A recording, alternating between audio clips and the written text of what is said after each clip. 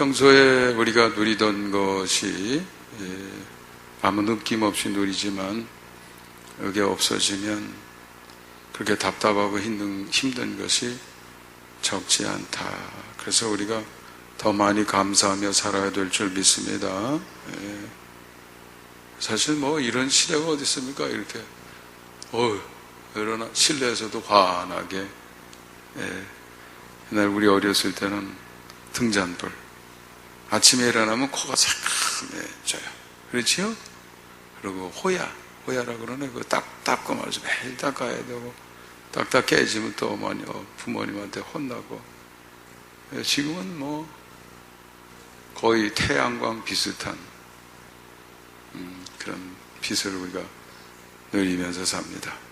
아침에 일어나자마자 햇빛을 한 30분 보면 저녁 일찍 잠이 잘 온다고 그래요. 제가 좀 잠이 잘 안 와가지고 그렇게 또 인공적으로 그런 빛을 만드는 기구가 있다고 그래서 인터넷에서 싼 걸 뒤져가지고 하나 사왔습니다. 햇빛을 보라야지. 햇빛을 보시기 바랍니다. 햇빛이 얼마나 중요한지 몰라요. 여러분이 살아가는 에너지가 다 햇빛에서 온 거 아세요? 여러분은 햇빛을 받아서 에너지로 만들 수 있는 능력이 없어요. 근데 햇빛이 에너지죠. 전기, 자기, 전자기, 파동입니다. 이거를 수집하는 방법을 알면 이렇게 그걸 받아서 전기로 바꾸잖아요. 근데 식물은 그 에너지를 물질로 바꿀 수 있어요. 광합성이라고 그러죠. 우리는 그것을 먹어서 다시 에너지로 바꾸는 거예요. 그러니까 움직일 수 있는 거죠. 여러분이 안 잡수시면 기력이 어떻게 돼요? 쫙 빠져서 일어날 수 있어요, 없어요? 어지러지러지러고 먹어야 돼요. 근데 그 먹는 게 어디서 온 거예요? 알고 보니까 태양에서 온 거예요. 내 마음대로 살고 있는 것 같아도 다 하나님이 이렇게 저렇게 주시는 거 아니면 살아갈 길이 없습니다. 그러니 늘 감사하며 살아가시기를 주님의 이름으로 축원합니다. 네, 우리 옆 사람하고 다시 한번 인사합시다. 감사로 살아갑시다.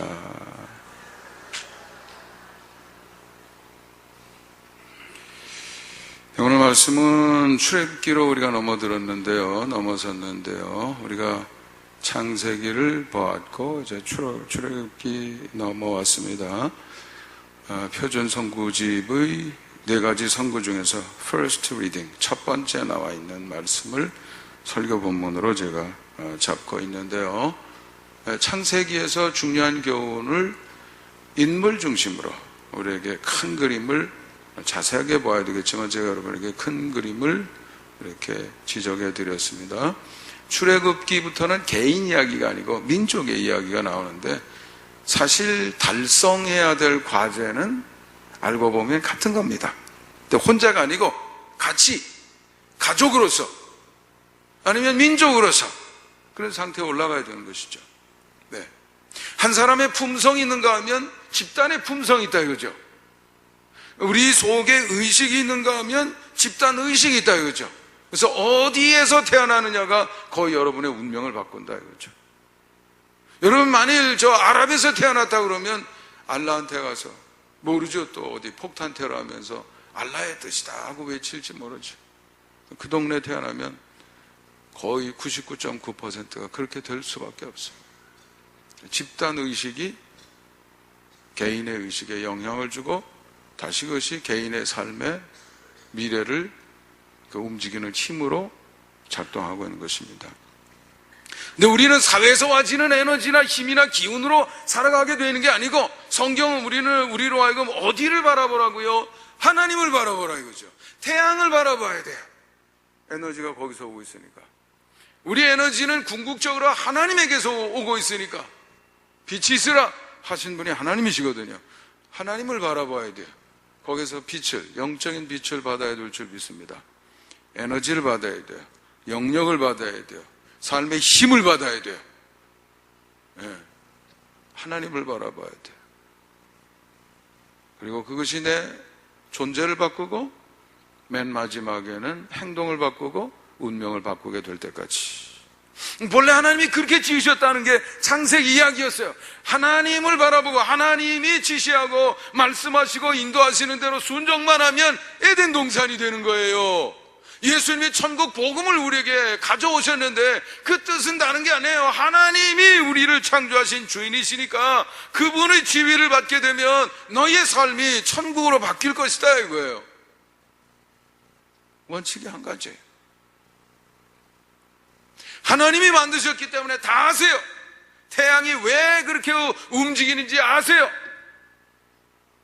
왜 밤과 낮이 만들어지는지 알아요. 그리고 밤낮이 그냥 밤낮이 아니고 우리의 삶에 어떤 영향을 주는지 아세요. 그리고 우리가 어떻게 살아야 되는지도 그분이 지으셨기 때문에, 우리 속에 정신을 부어주셨기 때문에 아세요. 그래서 하나님께서 우리에게 법도를 주시는 거죠. 자연 속에는 법칙을 주시는 거고요. 그래서 하나님의 말씀에 어떻게 해야 된다고요? 순종이 뭐보다 낫다고요? 제사보다 낫다. 불순종은 뭐와 같아요? 사신, 우상. 우상이라고 하는 것은 신인데, 하나님이 신이신데 하나님의 지위를 안 받고 다른 것의 지위를 받는다 그러면 그게 우상이에요. 나를 움직이는 것이 무엇인가를 봐야 된다고 그랬잖아요. 제가 자세히 생각해 보세요. 나는 하나님의 백성이고 하나님의 뜻대로 산다고 하지만 중요한 순간에 나를 움직이는 게 얼마나 많은지 몰라요. 자존심 때문에 움직이고, 기분 나빠서 움직이고, 왕따 당하지 않고 싶어서 움직이고, 성공하고 싶은 마음 때문에 움직이고, 좋은 차 타고 싶은 마음 때문에 움직이고, 수도 없이 많죠. 어떤 경우에는 중독증이 움직이고, 마약 중독, 무슨 중독도 한두 가지가 아니죠.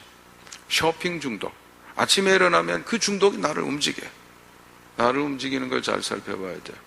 나를 움직이는 게 남아있는 동안에는 그 부분에 있어서는 하나님이 나를 움직이실 수 있을까요? 없을까요? 없다 이거죠. 근데 에덴 동산 이야기를 읽어보면 무엇을 따면서부터 문제가 생겼어요. 뭘 땄습니까? 선악과. 선악을 정하시는 분은 하나님 분이신데 선악과를 따먹는다는 것은 내가 선악을 규정하겠다 이거예요. 모든 사람이 선악을 규정한다고 그러니까 그 다음에는 충동과 충돌, 혼돈, 무질서, 상처 주고 상처받고 죽이고 죽임을 당하고, 이게 인간의 삶이 됐어요. 그래서 노아의 홍수 때 그 마지막이 무엇인가를 우리에게 보여준 거죠. 하나님이 이거는 아니다, 이제로 다시 돌아가자. 그래서 아브라함을 부르신 거예요. 네. 그래서 아브라함은 믿음의 조상이기 때문에 제가 여러분에게 설명해 드린 것처럼 전체 그 영적인 과제를 아름답게 훌륭하게 달성한 사람입니다. 또 구체적으로 그 다음 아들, 손자, 증손자 이렇게 훌륭한 요점들을 잘 보여주죠. 모든 것의 출발점은 하나님을 발견하고 하나님을 모셔드리고 순종하기를 배우는 데서 시작이 되는 줄 압니다. 그게 출발점이에요. 누구예요? 이삭에게서 그걸 봐야 돼요. 근데 그것만 가지고는 안 돼요. 아무리 하나님을 모신다고 그래도 그 하나님에 대한 신앙과 하나님의 뜻을 받아들이는 것이 결국 나를 바꾸기 전에는 자꾸 문제가 생겨요. 하나님께 그렇게 기도를 하고 서약까지 하고 언약을 맺고 별짓을 해도 사람이 바뀌지 않으면 가는 데마다 남 상처 주죠, 고통 주죠. 그 집에서 크는 자식들은 말이죠, 서로 죽이지 못해서 안달이야. 막내 동생 11번째 그 조그만 애가 뭐 자랑 좀 했다고 말해서 말입니다. 형님들이 그럴 수 있는 거예요? 누가 만든 거예요? 아버지 작품이지. 그래서 하나님을 바라보고 순종하기로 작정을 했다 그러면 그 다음 단계는 순종의 실천을 철저하게 해서 내가 변할 때까지, 한 걸음 더 나가서 야곱이 이스라엘이 된 거죠. 마지막 최종 단계는 요셉이 보여주는 겁니다.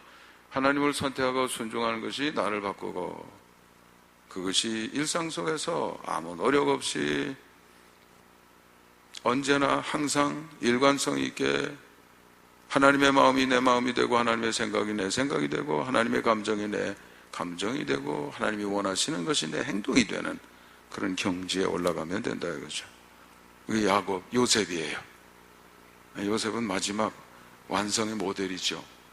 살아가면서 힘든 일이 생겨요. 멀리서 생기는 게 아니라 가까이서 생겨요. 가족한테 당하고 상처받고 얼마나 많습니까? 살해 위협을 당하고 노예로 팔려가고 다시 죄수가 되고, 그래도 상관없이 항상 한 번도 분노했다, 화를 냈다, 밤잠을 못 자고 뭐 증오했다 이런 말이 없어요. 아주 높은 경지, 최고의 경지 올라섰어요. 시간이 무르익으니까 가장 높은 곳에 올라가서 수많은 사람들의 생명을 구원하는 그런 모습으로 살았다는 것을 우리가 압니다. 그러니까 영적인 출발이 이삭에게서 시작해서 야곱의 단계로 다시 요셉의 단계로 올라가서 완성이 됩니다. 그래서 제가 여러분에게 새로운 아이디어를 제시를 했는데, 내가 기독교적인 믿음을 가졌다는 뜻이 뭡니까? 하나님의 말씀이 내 속에 저 깊은 곳에 반영이 돼서, 그 깊은 곳이라고 하는 것은 나의 감정을 만들고 생각을 만들고 행동을 만들어내는 그 원천, 그 부분이죠. 그 부분에서 내가 노력하지 않아도 저절로 하나님이 기뻐하시는 감정이 일어나고, 하나님이 기뻐하시는 하나님과 어울리는 사고, 판단이 일어나고, 그것이 행동으로 만들어지는 경지, 이 요셉이거든요. 그렇게 되면 나는 기독교적인 신앙을 가졌다, 이런 뜻이 되는 겁니다. 그 다음에는 여러분이 시간 문제예요. 어려울 수는 있어요. 요셉처럼 시간 문제예요. 어느 시점에 이르게 되면 여러분이 도약을 하셔서 탁월하고 아름답고 뛰어나고 값지고 위대한 삶을 살아가게 될 줄 믿습니다. 이제 출애굽기로 넘어와서는 같은 교훈을 우리가 민족 단위로도 그것을 성취해야 된다 이거예요. 하나님을 모시고 섬기는 것을 배워야 되고, 민족의 정신과 그 집단의 어떤 그 특성이 이 하나님의 말씀에 따라서 변혁이 되고 바뀌어져야 되고, 깨져야죠. 옛사람이 죽어야 돼요. 야곱의 환도뼈가 부러졌듯 이스라엘 백성들이 그렇게 하나님 하면서도 바뀌질 않으니까 결국은 다 망해서 깨지게 되는 거죠. 그런 후에야 다시 제자리로 서서 하나님의 뜻대로 사는 일에 목숨을 거는 언약 갱신과 함께 열리는 새 시대가 열리는 것을 볼 수가 있습니다. 긴 시간의 과정에 이렇게 기를 필요가 없어요. 길 필요가 없습니다. 몇 대를 거칠 필요도 없고, 여러분이 속성으로 이루신다고 하면 여러분 때에 놀라운 하나님의 능력과 영광을 체험하게 될 줄 믿습니다. 이제 우리는 출애굽기에서 이제 그 출발을 보게 되는 것이죠. 본래는 스탠다드, 리바이스드 스탠다드 렉셔너리에서 제시하는 성경 말씀이 8절부터 1장 8절부터 2장 10절까지예요. 근데 제가 보기에는 2장 1절부터 10절까지 한번 훑어보고, 여러분 제 생각을 듣는 데다가 초점을 둘 필요가 없어요. 여러분 스스로 생각하는 능력을 잡고 함양하고 키워가야 됩니다. 제 얘기가 아무리 뛰어나고 탁월해도 그렇지도 않지만 아무 소용이 없어요. 여러분이 스스로 생각해서 여러분의 마음속에 일상 속에서 하나님의 말씀에 부합이 되는 감정이 일어나고 생각이 일어나고 행동을 만드는 그런 단계에 올라가야 되는 거기 때문에 듣는 것만 가지고는 안 됩니다. 여러분이 스스로 생각해야 돼요. 유태영 박사님이 어렸을 때 농촌을 잘 살게 하고 싶다고 하고, 그러고 끝난 게 아니에요. 그걸로 기도했죠. 기도하다 보니까 자꾸 쓰게 되고, 일기에 쓰게 되고, 자기 일생에 설계를 써보게 되고, 자꾸 새롭게 쓰고 개정하고, 그러다가 보니까 행동이 일어나기 시작하는 거예요. 그럼 가 배워야지. 어디가 배워야 될까? 농촌 제일 잘 사는 데가 어디지? 이스라엘하고 덴마크예요. 일단 덴마크를 가야 되겠다. 돈이 있어야 되겠네? 없는데 어떻게 해야지? 달라 그러지 뭐. 누구한테 달라 그럴까? 제일 센 사람한테 달래야지. 덴마크에 제일 센 사람이 누군가? 왕이네. 편지를 보내는 거죠. 그래 되는 거예요 다. 네. 하면 돼요. 그런데 아무나 하면 되는 게 아니고 다져지고 에너지가 이렇게 집적이 된 사람, 오랫동안 그렇게 해서 몸에 밴 그런 상황에서 보내는 편지지, 심심해서 아닌 말고 이렇게 해서는 안 돼요. 가는 편지가 그냥 가는 게 아니에요. 에너지가 담겨 있는 거죠. 그러니까 그 사람이 움직이는 거예요.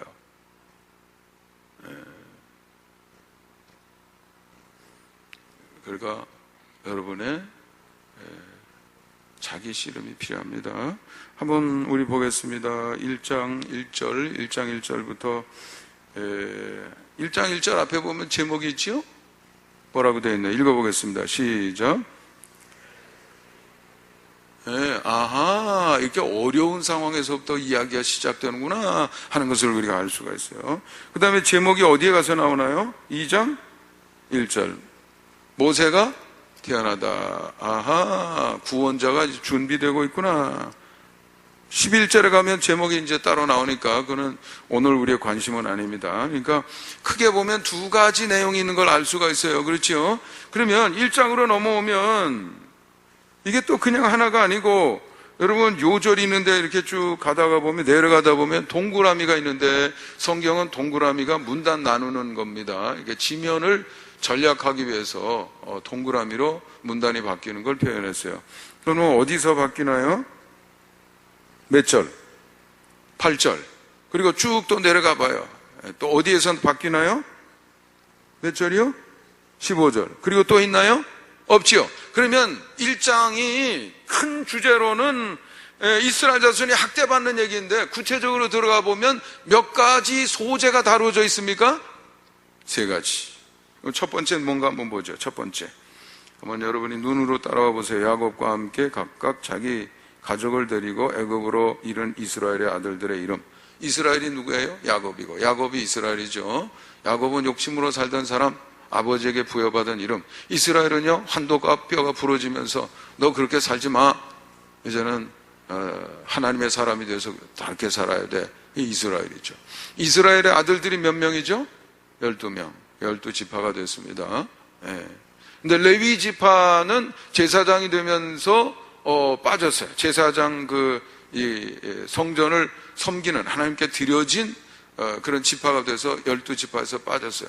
하나가 보충이 돼야 될 거 아닙니까? 요셉의 두 아들이 므낫세와 에브라임인데, 두 지파로 요셉이 한 몫이 두 몫이 됐어요. 12지파가 되고 전체로 보면 13지파가 되는 셈이죠. 그래서 루벤, 시몬 아들들 이름이 나오죠. 거기에 5절에 가면 몇 명이 갔나요? 5절 70명. 그 뒤로 시간이 얼마나 지났느냐 하면 430년, 한 400여 년이 지났어요. 시간이 엄청 지났지요? 6절, 요셉 시대의 사람은 다 죽었고 400년이 지났으니까 당연하죠. 7절, 이스라엘 자손은 생육하고 불어나 번성하고 강하고 온 땅에 가득했다. 이제는 70명이 100명 단위로 넘어가더니 1000명 단위로 넘어가더니 10,000명 단위로 넘어가더니 10만 명 단위로 넘어가더니 이제는 100만 명을 넘어섰어. 몇백만 명이 되는 그런 시대에 들어서게 되었다 이거죠. 사람이 엄청 많아졌어요. 자, 그게 첫 번째 얘기입니다. 두 번째는 8절에 보니까 8절, 요셉을 알지 못하는 새 왕이 일어나서 애굽을 다스리더니, 여긴 새 왕이라고 그랬지만 역사를 살펴보면 왕조가 바뀐 겁니다. 우리나라의 왕조, 고려 왕조에서 그 다음으로 어느 왕조로 넘어가나요? 이시왕조로 넘어가죠. 그러니까 벌써 이 중심 정치 세력이 이동이 되는 거예요. 그 전에는 외지인들이 들어와서 왕조를 세웠어요. 그래서 이민자 우호적인 정권이었어요. 왕조였어요. 그런데 거기에서 억울하다고 본토인들은 아무래도, 아니, 저렇게 좋은 자리는 우리가 차지해야지, 밖에서 들어온 사람들이 뭐야? 기분 나쁠 거 아닙니까? 그게 쌓이고 열연이 되고 나중에 정치적인 힘이 되고 왕조가 약해졌을 때 그 사람들이 중심이 돼서 이걸 뒤집은 거죠. 그리고는 이민자를 적대시하는 정책이 나온 겁니다. 밖에서 들어온 사람 다시 버려두면 나중에 다시 우리 굴욕시킬 거다. 그러니까 이 사람들을 제압해야 되겠다. 수를 줄여야 되겠다. 재산 뺏어야 되겠다 이거죠. 관리해야 되겠다. 특별 관리. 그래서 노예로 만들고 재산을 다 뺏고, 그리고 인구를 적정수로 줄여야 되겠다. 인구수도 이게 정치 불안 요소가 될 수 있으니까. 그래서 뭐 노동을 혹독하게 시키는데 잘 안 돼요. 그래서 이제 우리 15절에 보면 애굽 왕이 히브리 산파 십부라라는 사람과 부하라는 사람에게 말하여 이르되 너희는 히브리 여인을 위하여 해산을 도울 때 그 자리를 살펴서 아들이거든 죽이고 딸이거든 살펴더라. 아무래도 안 되겠다. 여자는 괜찮으니까 뭐 다룰만 하니까 남자만 아니면 되겠다. 남자는 태어나면 없애라 이거예요. 없애라, 죽여라. 근데 산파가 뭐 무슨 군인도 아니고 전쟁터에서 뭐 살았던 사람도 아니고, 예? 쥐새끼만 나타나도 깜짝 놀랄 판인데 어떻게 애를 죽이라 그러는 거예요? 더군다나 이 산파들은 보통 사람이 아니고 17절에 보니까 산파들이 하나님을 어떻게 했다고요? 두려워했다 이거예요. 바로의 명령을 어떻게 지켰다고요? 어겼다고요? 어겼다 이거예요. 그랬더니 애굽 왕이 불러다가 문초를 했지만 뭐 넘어갑니다. 예. 그래서 20절 한번 보세요. 하나님이 그 산파들에게 뭐라고 얘기해요? 뭘 베푸셔요? 은혜를 베푸셨다 이거예요. 예. 그래서 21절에 보니까 산파들이 뒷부분에 가보니까 집안이 어떻게 됐다고요? 흥황하게 됐다. 왜 흥황하게 됐다고요? 앞부분에 보니까 21절 앞부분에 뭘 하였으므로? 하나님을 경외하였으므로, 경외, 두렵고 떨림으로 높인다, 존경한다 이거죠. 섬긴다 이거죠. 그럼 그게 흥황하는 일이 되나요? 하나님을 두렵고 떨림을 바라보면 그래서 그것이 생각에 영향을 주고 삶에 영향을 주게 돼 있어요. 그래 하나님이 기뻐하시죠. 내가 원하는 대로 살고 있구나. 복을 주신다 이거죠. 이게 잘 안 되니까 바로가 그러면 어떤 방법으로 해야 되겠다? 되겠나? 더 강한 조치를 내려야 되겠다. 아예 명령을 내려서 21절에 보면 바로가 그의 모든 백성에게 명령하여 이르되 아들이 태어나거든. 여기서 모든 백성은 이스라엘 백성들, 노예 백성을 말하는 것이죠. 나일강에 던져라.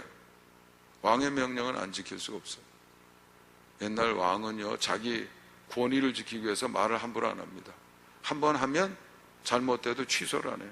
여러분 에스더서에 보면 하만이라고 하는 사람이 유태인을 좀 이렇게 미워해가지고 보복을 하고 싶어서 날짜를 정해서 왕명을 얻어냈어요. 칙령을 얻어냈어요. 무슨 날 유태인들 전국에 어디 있든지 다 약탈하고 죽여도 좋다. 나중에 하만이 잘못된 걸 왕이 깨닫고 하만을 죽였어요. 그리고 왕후 에스더가 와가지고 이런 명령을 내렸는데 이거 어떡하냐? 이 날이 되면 유태인들 이건 큰일 났다. 그랬더니 왕이 어떻게 하는지 아세요? 그거 취소하면 되지. 이렇게 안 해요. 그렇게 안 해요. 한 번 한 명령은 취소를 안 해요. 대신 어떻게 내리냐면 유태인들도 그렇게 와가지고 괴롭히거나 죽이거나 그런 의사를 가지고 있는 사람들이 있으면 보복하고 죽이고 약탈해도 좋다. 이렇게 명령을 바꾼다 이거죠. 왕명을 어긴다는 것은 대단히 힘든 일이에요. 그런데도 오늘 본문 말씀해 보면 2장으로 넘어가서 그런 상황이 됐는데 레위 가족 중에 한 가족이 장가를 가서 아들도 하나 낳고 딸도 하나 낳고 그런데 늦둥이가 하나 태어난 거예요. 하필이면 이맘때. 근데 어머니가 어떻게 자식을 갖다가 쉽게 죽이겠냐고요. 그러니까 석 달을 숨겼어요. 이제는 더 숨기면 들통나면 가족이 몰살할 판인데 어쩔 수가 없잖아요. 그러니까 기껏 한다는 게 상자에다가 물 새지 않도록 역청을 바르고 진을 발라서 나일강에다가 띄웠다는 거예요. 어머니가 돼서 해줄 수 있는 게 그거밖에 없어요. 나일강에 툭하면 악어도 출몰하고 이거 생각만 해도 끔찍한데 방법이 있어야죠. 방법이 있어야죠. 가슴이 메어지고 찢어지고 눈에서 피눈물이 나지만 어쩔 수가 없어요. 울면서 그 아이를 강에다 띄웠다 이거예요. 어떻게 휙 돌아서 뒤로 갑니까? 또 그렇다고 어떻게 그걸 지켜봅니까? 어느 순간에 악어가 와서 콱 문다고 생각해서 끔찍해서, 그러니까 딸을 앞서가지고 네가 가서 지켜봐라, 네가 좀 가서 지켜봐라. 그런데 바로의 딸들이 왔다가 그것을 보고 불쌍한 마음이 들었어요. 구출을 해줬어요. 시녀를 시켜서. 그럴 때 누이 미리암이 쪼르르 달려가서 제가 젖줄 수 있는 히브리 여인 하나 구해드릴까요? 그랬더니 그렇게 하라고. 그래서 어머니를 소개를 했어요. 젖될 때까지 집에 데려다 키워서 젖을 뗀 다음에 데려다 줬다. 몇 살 때 뗐는지는 잘 모르겠어요. 제법 큰 다음에 가져다 준 것은 사실입니다. 그랬더니 10절입니까? 딸이, 바로의 딸이 그걸 받아서 이름을 뭐라고 붙였다고요? 모세 앞에 1 그랬죠? 그런가요? 네, 그리고 성경 아래쪽으로 내려오면 1하고 설명이 붙었죠? 뭐라고 되어 있나요? 네? 건져냈다 이거죠. 물에서 건져낸 아이다. 그래서 모세 이름을 그렇게 붙였다는 것입니다. 하나님께서 아브라함에게 약속을 주셨고 그렇게 해서 보낸 세월이 적지 않은데, 아니 이삭도 중년 교훈을 터득했고 야곱도 터득했고, 그것이 요셉의 경지에 이르러서는 거의 이게 정점에 이르렀는데, 에?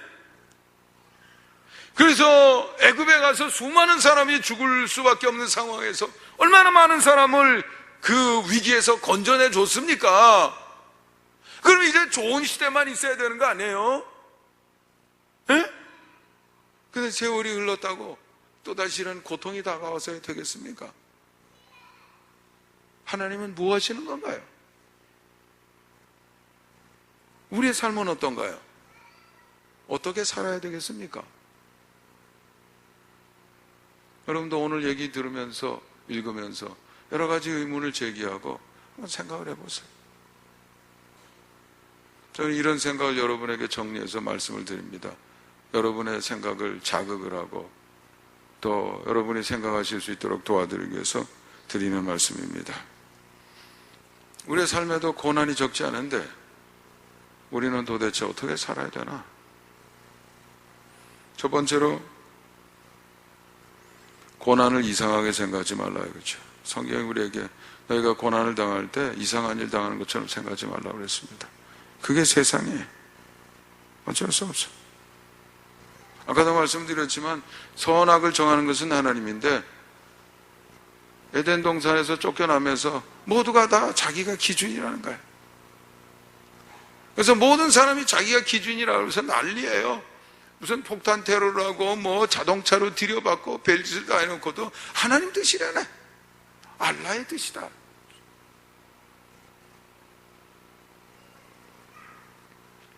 (70억의) 인구가 전나름대로 모든 일들을 하고 모든 일들이 다 그것이 힘이 돼서 사방 종합이 돼가지고 결국은 나에까지 오는 거예요. 어떤 사람이 하는 일은 말 한마디라도 그 힘이 더 세요. 이 북쪽에 있는 그 동네 말 한마디만 하면 또 미국에서 난리가 나고 금방 전쟁이 일어날 것처럼 말이죠. 미기가 조성이 되고, 또 그런 분위기가 조성이 되니까 개기일식이 있다 그러니까 또 개기일식에 전무후무한 우리나라에 환란이 또 생길 거라고 또 예언하는 사람도 생기고, 보통 복잡한 게 아니에요. 여러분, 연못에 가서 한 50명이 돌 큰 거, 어떤 사람은 바위 같은 거 조그만 거 여러 가지 들고 냅다 던지면 떨어지면서 거기에서 뭘 만드나요? 떨어지는데 사방 동그랗게 파도가 생겨가지고 퍼져나가잖아요. 작은 거 던진 사람도 거기도 퍼져나가요. 그게 서로 모아져가지고 높고 낮고 이런 게 만들어지면서 그 위에 있는, 이렇게 물 위에 걸어다니는 무슨 물방개라든지 그 위에 소금쟁이 이런 거 다 있잖아요. 그렇게 있을 때 막 출렁출렁출렁대고 영향을 받는 거 아니에요? 모든 게 합쳐져서, 큰 거 작은 거 합쳐져서 영향이 파도가 돼서 쫙 퍼져나가는 거예요. 우리에게도 와요. 여러분 아무 잘못 안 했어도요, 저 미국 땅에서 리먼 브라더스 운영하는 사람들이 그거 회사 운영 잘못하는 바람에 우리 경제적으로 얼마나 힘들었어요. 한동안 IMF 때보다 더 힘들었다고 그랬어요. 내가 하는 일은 그 중에 하나일 뿐이에요. 70억 중에 하나. 하나님 왜 그렇게 만드셨나요? 아유, 좀 그렇게 안 되게 좀 만드시지. 이렇게 생각하실 분이 계시지만, 그러려 그러면 사람은 없고 그냥 기계만 만들면 돼요. 이죠. 태양만 돌아가게 하면 말썽 안 피해요. 달만 있으면 말썽 안 피해요. 정확하게 그 시간 그렇게 돌아요. 말썽 안 피해요. 근데 여러분, 그게 재미있겠어요? 우리 딸이 강아지 2마리를 키웁니다. 이제 8살, 9살 됐다고 그래요. 우리 외손자가 태어났을 때 우리 집사람이 전화를 해가지고, 야야야, 그 개털 빠지고 애기 건강이 안 좋은데 없애면 안 되니? 없애면 안 되니? 우리 딸이 깜짝 놀랐어요. 어떻게 그럴 수가 있어요? 죽을 때까지 봐줘야지. 외손자가 크니까 장난감이 좀 생겨요. 올라앉아가지고 뭐 밀고 가기도 하고 뭐 장난감 놉니다. 여러분, 장난감이 아무리 좋아도 밖에 나가서 들어왔을 때 장난감 저기 뜩 놓여있는 거 아무리 비싸도 그게 좋아요? 꼬리 살랑살랑 흔들면서 나한테 온 강아지가 좋아요? 뭐가 좋아요? 기계가 아무리 훌륭하고 정확하게 움직여도 재미가 없어요. 하나님은 공감할 수 있는 상대가 필요했어요. 사랑을 주면 그것을 느낄 수 있는 존재가 필요했어요. 스스로 순종할 수 있는 존재가 필요했어요. 그러나 그 디자인에는 스스로 선택했을 때 다른 것을 선택할 수 있는 가능성이 있기 때문에 거역할 수 있는 가능성인 거죠. 불행하게도 사람들이 그것을 선택한 거예요. 그래서 오늘 우리 시대는 고난이 그치지 않은 것입니다. 여러분이 함부로 어디 외국을 함부로 나가서는 안 돼요. 미리 조사를 해야 돼요. 안전한지 안 안전한지. 그렇게 안전한 데가 이제는 그렇게 많지도 않아요. 이게 우리가 사는 모습입니다. 그러나 여러분, 그렇다고 하더라도 혼자가 아닌 것을 기억하시기 바랍니다. 하나님이 일하고 계시는 것을 믿으시기 바랍니다. 그 둘째 포인트예요. 오늘 성경에 보니까 이렇게 암울한데도 알고 보니까 하나님이 일하고 계세요. 거기에 보니까 하나님이라는 얘기가 나와요. 근데 하나님은요, 우리 오감으로 느끼거나 확인할 수 있는 분이 아니에요. 그냥 여러분이 일하고 계시다는 것을 믿으셔야 돼요. 태양이 똑같이 움직이고 있나요? 내일 아침에? 하나님이 여전히 지금 일하고 계시구나. 안 버리셨구나. 하나님이 손 떼시면 모든 게 없어지게 되어 있어요. 없어져요. 무에서부터 창조하셨기 때문에. 과학자들도 알아요. 물질이 있으면 반물질이 있고 합쳐지면 제로가 된다는 걸 알아요. 하나님이 계시다는 것을 믿으시기 바랍니다. 일하고 계시다는 걸 믿으세요. 움직이고 계세요. 이스라엘 백성들은 아우 성나고 이거 이제 못 살겠다 그렇지만 하나님은 지금 타이밍을 지금 잡고 계시는 거예요. 하나님이 이스라엘 백성들을 인도에 나가려고 그러면 에너지가 충분히 생성이 돼야 돼요. 그냥 와가지고 잘 살고 배 부르고 이런 데 가자 그러면은 여기 좋아요, 왜 자꾸 건디세요? 이렇게 돼서 안 돼요. 그나마 이 정도가 됐으니까 따라 나오라 그러니까 따라 나오지요. 그냥 따라 나오나요? 하나님이 일하고 계세요. 일하시는 하나님을 바라보시는 여러분들이 되시기를 바랍니다. 여러분, 믿음이라는 것은 눈에 보이는 것을 보는 게 아니에요. 히브리서 11장 1절, 믿음은 바라는 것대로의 실상이요 보이지 않는 것들의 증거다. 이거예요. 보이지 않고 현실이 아니라고 하더라도 여러분이 믿음으로 바라보면 그게 현실이 될 줄 믿습니다. 왜냐하면 뒤에서 보장해 주시고 역사하시는 누가 계셔서요? 하나님이 계시기 때문에 그렇다 이거죠. 그러므로 세 번째, 외부 압력에 굴복해서는 안 됩니다. 오늘 이 산파들 보세요. 얼마나 담대합니까? 왕명인데도 안 하잖아요. 누굴 더 두려워해요? 하나님을 더 두려워하잖아요. 누가 시킨다고 해서 무조건 하면 안 돼요.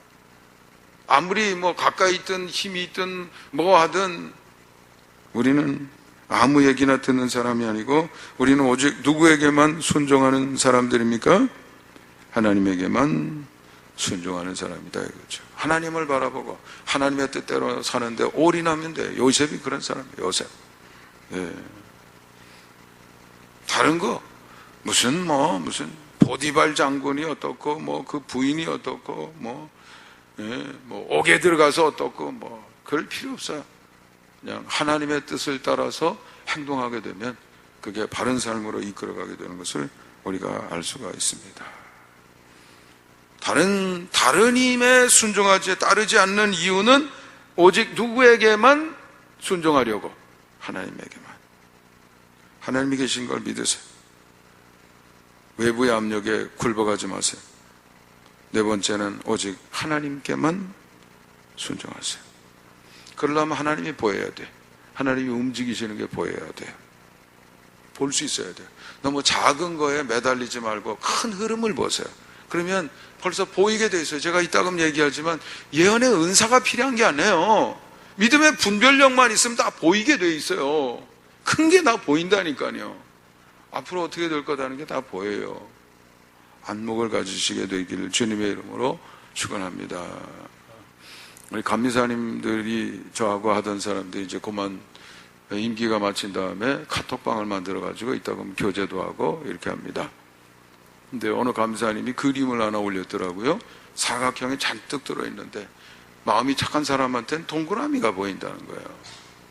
내가 오늘 아침에도 누구 보여줬더니 동그라미 안 보이는데 내가 가르쳐줄까 그랬더니 아니 내가 좀 더 연구를 해봐야 되니까 카톡으로 보내달라고 해서 제가 카톡으로 보내줬습니다. 보일라는지 모르지. 근데 그걸 보게 되면요, 동그라미가 하나가 아니에요. 가득 들었어요. 알고 보면 사각형이 아니고 동그라미가 가득한데 정확하게 말하면 보기 나름인 것이죠. 그런데 한쪽을 보면 다른 쪽은 안 보여요. 안 보여. 아무리 보려고 해도 보이질 않아요. 우리는 너무 세상 것에 이렇게 보는 눈이 매여있기 때문에 큰 게 안 보여요. 그걸 자꾸 여러분이 뒤집으시기를 바랍니다. 날 제가 신학교 다닐 때 선생님이 그런 말을 하더라고요. 좀 초현실주의 미술을 감상하려고 그러면 눈꺼풀이 무슨 10번 벗겨져야 된다나 이러는데, 그렇지 않으면 쳐다보면 이게 뭐 애들이 장난하다가 그려놓은 것 같고 이게 왜 이렇게 비싸요? 이렇게 된단 말이죠. 하나님을 분별해내고 순종하시는 여러분들이 되시기 바랍니다. 다섯 번째는 여러분이 할 수 있는 일은 하세요. 작아도 괜찮아요. 오늘 여기 어머니가 할 수 있는 일이 뭐였을까요? 아까도 얘기했지만은 아이를 상자에 담아서 물 들어가지 않게 해놓고 피는 눈물 흘리면서 얼마나 그 아픔이, 그 마음속의 아픔과 고통이 얼마나 컸겠어요. 그리고 물에 떠내려 보내는 것밖에 할 게 없었어요. 그게 전부예요. 포기하지 않고 바로의 명령이 있어도 어떻게 내 손으로 죽입니까? 석 달을 지키고 그리고 상자에 떠내려 보는 게 전부였어요. 그것만 하고서도 그의 아들이 이스라엘의 구원자로 섰다는 것을 여러분 아시기를 바랍니다. 엄마가 하는 일은 거기까지예요. 거기까지만 해도 괜찮아요. 그것 때문에 이스라엘이 애굽에서 나오는 기적이 그 후에 일어나게 되었다는 것을 아시기 바랍니다. 여러분의 삶이 위대해지기 위해서 여러분이 위대한 일을 할 필요가 있는 게 아니에요. 여러분이 할 수 있는 작은 일, 그것만 하시면 된다는 것을 깨달으시기 바랍니다. 그러나 한 가지가 더 있어요. 마지막으로 기다려야 됩니다. 기다려야 돼요. 기다리기만 하면 됩니다. 할 수 있는 일이 끝났을 때는 기다려야 돼요. 처음에는 구해야 돼요. 두 번째는 찾아낼 만큼 찾아야 돼요. 찾는 이는 찾아낼 것이요, 찾는 이는 찾아낼 것이요. 그리고 그게 끝이 아닙니다. 그 다음에는 두드려야 돼. 내가 할 수 있는 일이 없을 땐 두들기는 거예요. 기도하는 게 기다리는 것입니다. 두드리는 자에게는 열릴 것이니라. 문을 두드리라 그리하면 너희에게 열릴 것이니. 하나님이 열어주시는 겁니다. 하나님이 하시는 거예요. 봄에 농사꾼이 씨를 뿌려서 그 다음에는 가을까지 기다리는 거예요. 지키면서 기다리는 거죠. 농산물이 크는데 할 수 있는 일이 아무것도 없어요. 자기가 다 해야지. 농사꾼이 뭘 해요? 할 수 있는 일이 없어요. 기다려야 되는데 막아주고 보호해 주는 건 해야죠. 잡초가 나면 그거 뜯어주는 거고, 벌레가 오면 소독하고, 그게 전부예요. 기다리는 거죠. 때가 되면 풍성한 수확을 거두게 될 줄 믿습니다. 네, 오늘 우리가 살아가는 이 시대에도 낮과 밤이 어울려서 내게 찾아오듯 수 없는 고난의 파도, 시련, 고통의 파도가 나에게 다가옵니다. 여러분 어떻게 하시겠습니까? 오늘 본문에서 무엇을 배우시겠습니까? 제가 드린 말씀에 공감은 하시나요? 우리 잠시 눈을 감고 오늘의 말씀의 교훈을 마음속에 정리해 보시고 결단하는 시간을 갖겠습니다.